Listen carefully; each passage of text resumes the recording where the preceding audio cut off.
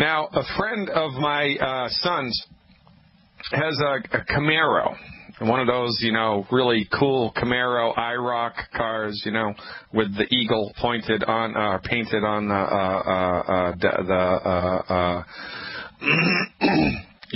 you know what I'm talking about.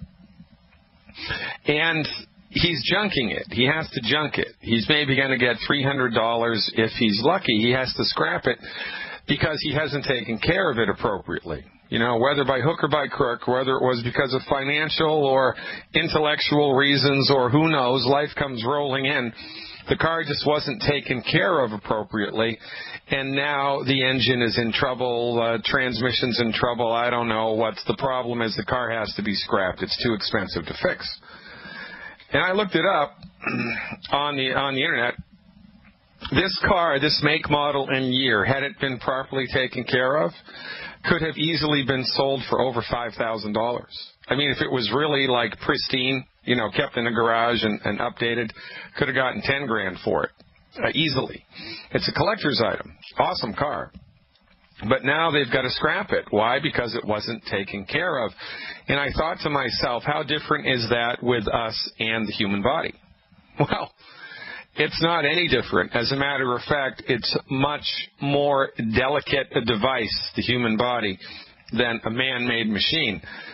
So we need to take care of the human body. We need to be conscious of what we're doing to the human body vis-a-vis health and medical care and treatment.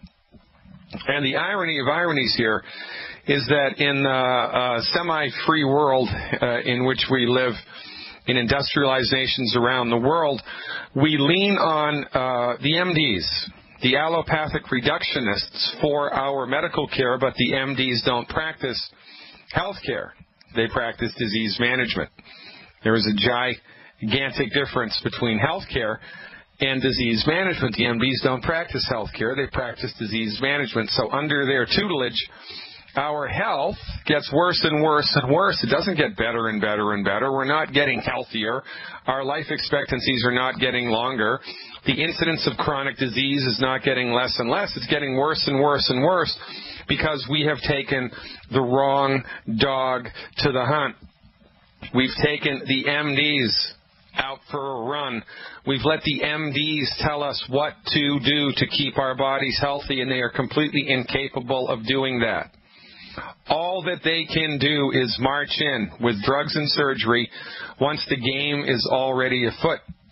The reference ranges that the MDs use, when you have your blood work done, right? And, he says blood glucose and blood urea nitrogen and AST and ALT and potassium and chloride, et cetera, et cetera. And then it'll give you the reference range, and then it tells you where your numbers fall. Well, the reference ranges that the MDs use are based on pathology.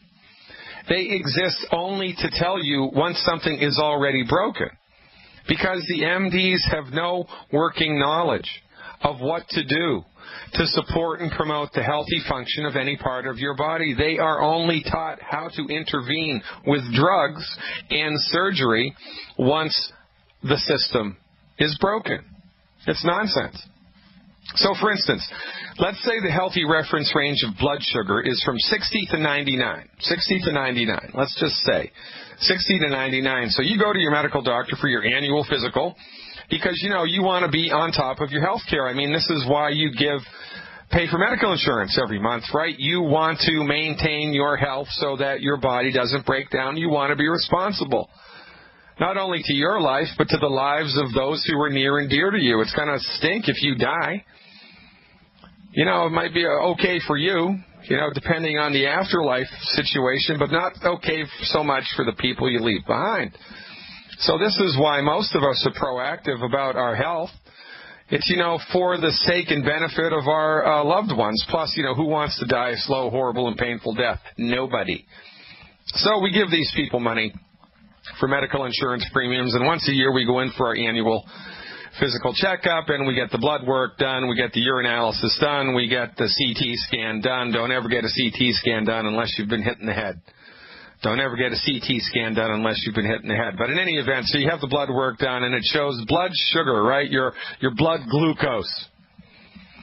Reference range from 60 to 99. Now, your blood glucose is at a 98. It's at a 98. That's still inside the reference range, isn't it? It's still inside the normal reference range. So your medical doctor will tell you, well, hey, Bill, hey, Mary, that's not a problem. You're still inside the reference range. And meanwhile, they're thinking to themselves, well, holy smokes, it's 90. You know, they're 1 point away, 2 points away from being diabetic. They're 2 points away from being diabetic. What can I do? Well, the only thing that I can do as a medical doctor is treat them once they're diabetic. If I treat them before they're diabetic for diabetes, then I can have my license yanked, and I don't know how to prevent diabetes. I don't know what to do to support and promote the structure and function of healthy blood sugar metabolism. So all I can do as a medical doctor is wait until it's broken and then manage the diabetes. Right, you see how that works? Now, when these people come to naturopathic physicians or chiropractors, licensed health professionals who have a clue, holistic health providers who have a clue, we base our reference ranges on healthy levels, not on pathological levels. So if you came to see me as a patient in a state in where I was licensed to practice medicine, and I ordered blood work and it showed that your blood sugar was 98 and the reference range was 60 to 99, or, you know, it was 89 and the reference range was 60 to 90, you're 2 points away from being diabetic. So I would aggressively put you on a program to support and promote the healthy structure and function of your body's ability to metabolize blood sugar. That's what I would do. That's what anybody who is a smart, holistic, preventive physician would do. That's what anybody practicing healthcare would do. But that's not what your medical doctor does, because they don't practice healthcare. They practice disease management. You got to snap out of it.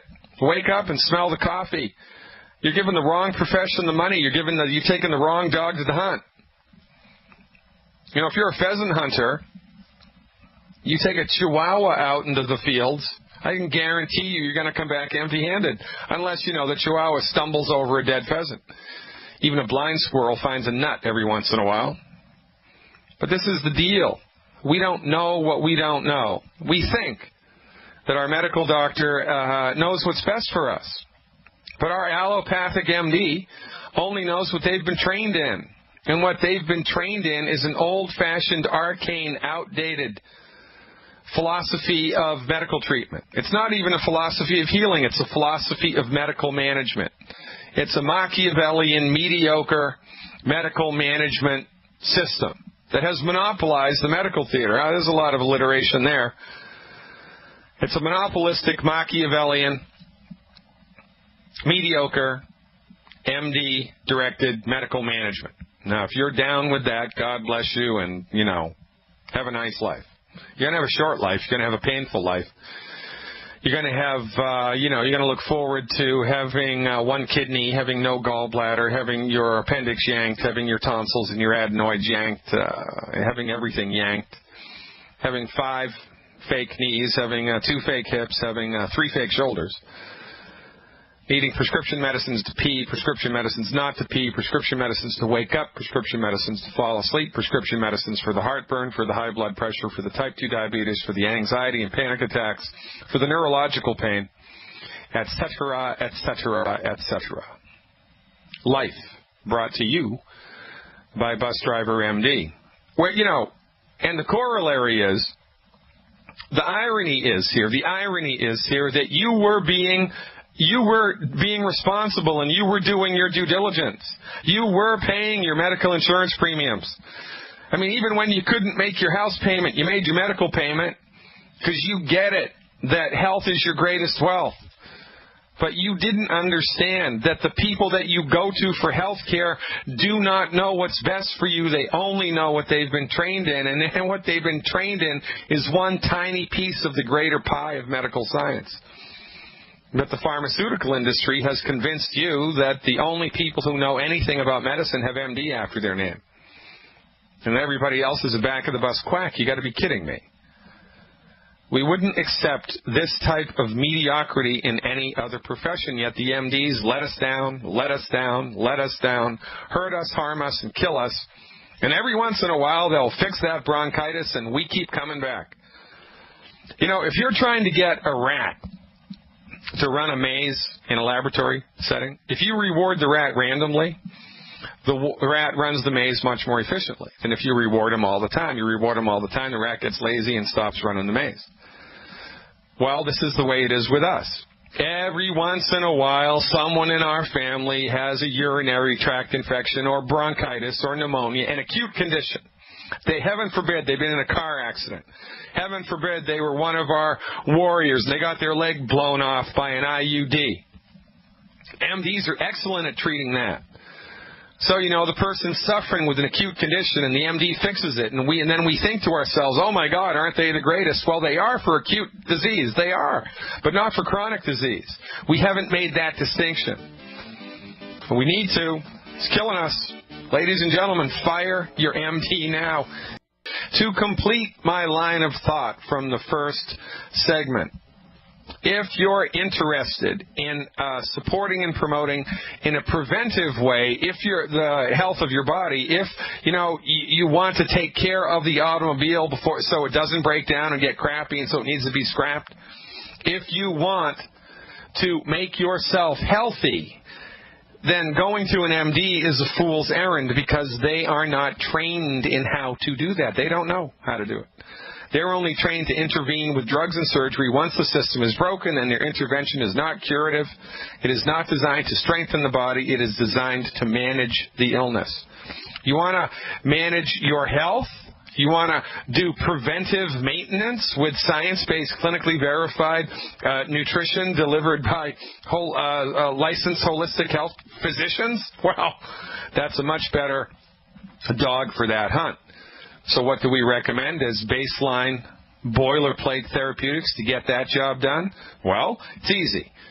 1 Healthy Start Pack per 100 pounds of body weight per month. 1 bottle of Ultimate Selenium per 50 pounds of body weight per month, and eliminate the 10 bad foods. Plus, have a goal of consuming 20,000 ORAC points of antioxidants a day, whether that's through nutritional supplements, food, or drink, or a combination thereof. 20,000 ORAC points of antioxidants a day, eliminate the 10 bad foods, 1 bottle of Ultimate Selenium per 50 pounds of body weight per month, and 1 Healthy Start Pack per 100 pounds of body weight per month is a most excellent place to start your relationship with health, because your MD has completely dropped that ball